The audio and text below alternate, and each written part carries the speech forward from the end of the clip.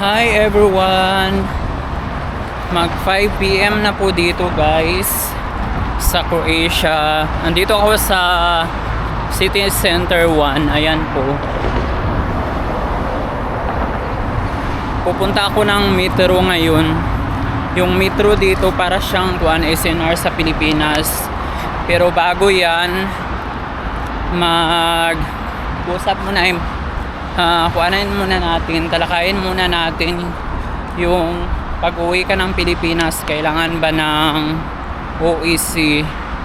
So anong mga requirements bago makakuha ng OEC sa Pilipinas, kasi galing akong bakasyon last month.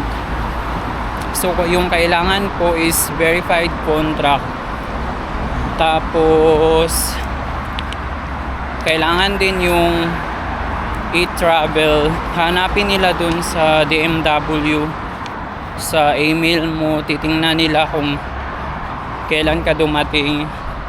Tapos ano pa yun, yung e-travel din pabalik. Mag e-travel ka rin pabalik kasi hindi ka ba makatuloy sa immigration. Yun lang naman po. Sa company namin is 1 month yung allowed. Actually 28 days na nga yung allowed sa amin. Hindi kami pwedeng lumagpas sa isang buwan kasi baka hindi kami makabalik dito sa Croatia, kasi ayan yung batas nila. Iwan ko lang sa ibang company, meron man ata siguro allowed siya, pero kailangan mong kumuha ng papel sa police station para ma-inform yung employer mo. Tapos ano pa ba, verified contract. Pag magkuha ka ng OEC, dapat naka-verified contract ka. Tapos syempre kailangan mo yung ID valid pa papunta dito, kasi i-check siya sa pagdadaan ka sa mga connecting flight like Vienna. Sa akin sa Vienna kasi, so chinik siya doon sa border or sa immigration. So i-check yung passport mo, tapos yung ID mo, i-scan nila yun siya. Tapos yun, kailangan mo yun kasi hindi ka makalusot sa immigration pag wala kang ID. At saka yung passport mo, yun yung hinahanap, kasi yan yung batas sa Europe country ngayon. So kailangan i-verify nila na legal ka, na may papel kang nagtatrabaho dito. So ayun po yung metro guys. Tapos yun, sa case ko nga is, yung ginawa ko is 24 days lang ako sa Pilipinas. Okay lang din kasi unti lang yung dala kong pera, kasi ako yung nagbayad ng ticket ko, gawa ng agency ako dati, tapos na direct card. Pero may free ticket kami mga next year. So yun, kasi umuwi talaga ako, kasi 3 taon na rin ako dito sa Croatia. Ang init guys, mag 5 PM na. So magkuhan dito, magdilim, matagal magdilim dito basta summer, mga 9, mahigit 9 PM, kasi kahapon 9 is maliwanag pa. So ang init pa ngayon, 5 PM na ngayon dito sa Croatia guys. So mag shortcut na lang ako, ang init. Ayan po yung view. May bibiliin ako sa metro guys. Yung metro dito is isa rin sa malaking mga groceries. Kompleto yan sila lahat. Tapos para siyang SNR sa Pilipinas.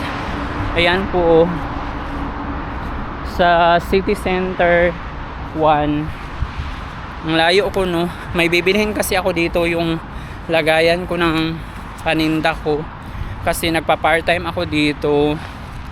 Yung nagbebenta ako ng siomai, puto. So ayun, Hiningal ako ang init. Buti may tubig tayo guys. So ayan guys, metro. Papasok na po tayo. May bibiliin lang ako ditong yung parang food pack siya, yung pang lagyan ng pagkain. Dito lang kasi yung meron, tapos mura lang ba, pero malayo. Ang init, ang init. Sana alaw yung camera ko dun sa loob.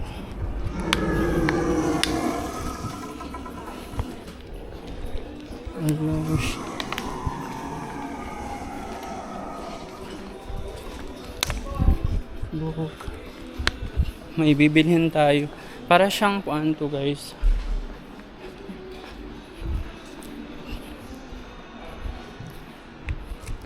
Parang SNR sa Pilipinas. Tingnan mo.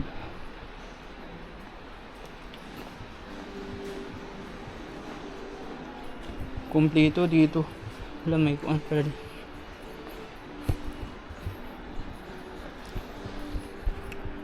Ayan guys, tapos na akong bumili na ako ng yung pang lagyan ko ng kuan, pang benta ko. Ay, ito, hindi ko nakita kung magkano nga to.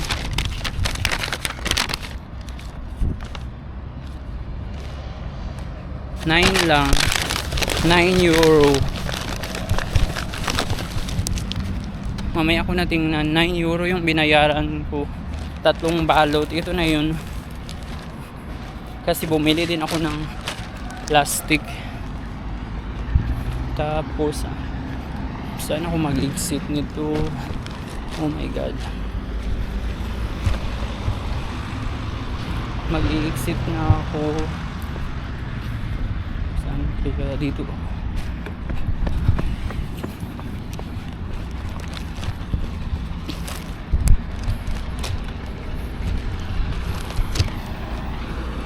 Saan ba tayo? Pupunta ako sa bus station. Maglakad. Ang init. Mga 5 na something.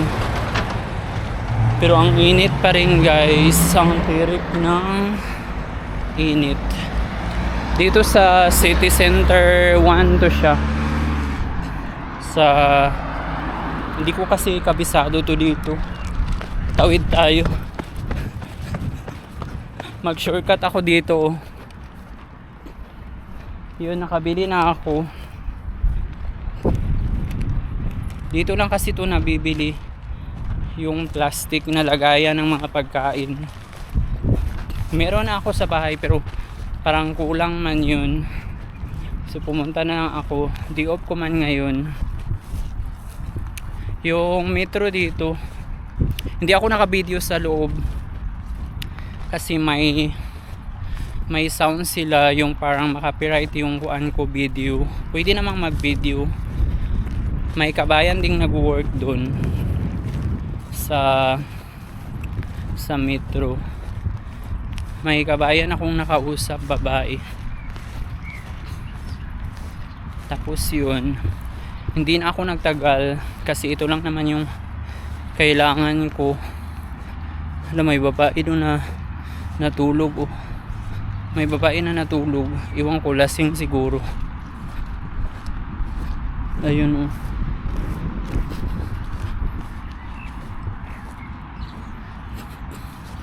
Lasing siguro yan.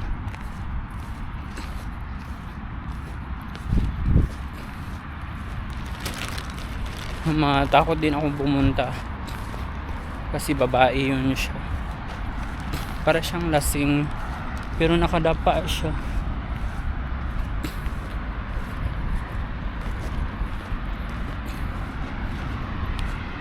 Nakakatakot.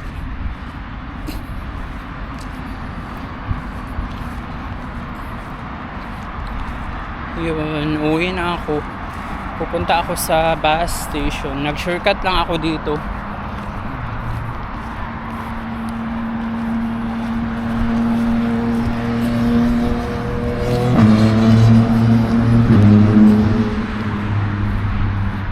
papunta sa Katarika ng araw. Katirika ng araw. Laban. Kasi may part-time ako sa Monday. Pupunta yung uwa dito sa Zagreb. So magbebenta ako doon ng mga kakanin like siomai, puto, biko. So ayun, kita-kits po tayo doon sa OWA outreach. Actually wala siyang kuan. OWA lang siya yung para sa membership OWA at saka e-card. Tapos para sa registration sa mga butante na gustong pa-register transfer dito sa Croatia. Meron silang gaganapin ngayong Monday, June 22. So, kita-kits po tayo doon guys, mga kabayan na nandito sa Croatia. So, pero wala silang passport. Walang para sa passport. Nagulat ako. May mga bata. Walang para sa passport. Yung services lang nila is para sa OWA, membership at saka sa e-card at saka sa voters registration or transfer. Yun yung kuan nila ngayong Monday, June 22 na dadausin po dito sa Zagreb. Pauwi na ako galing ng metro guys. Ayan po yung view natin sa Croatia. Ang ganda. Maglalakad lang ako, commute yung tawag, bus. Mag-bus ako, dalawang sakay ako kasi malayo to sa amin. Dito sa City Center 1. Ayan po. May Spar din dito sa City Center 1 po.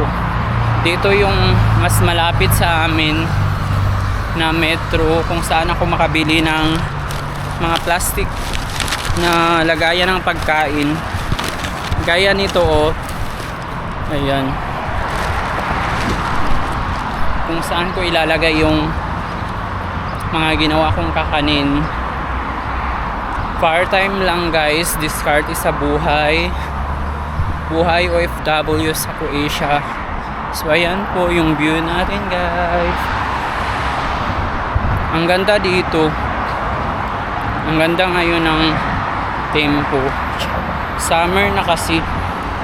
Summer na sa Croatia.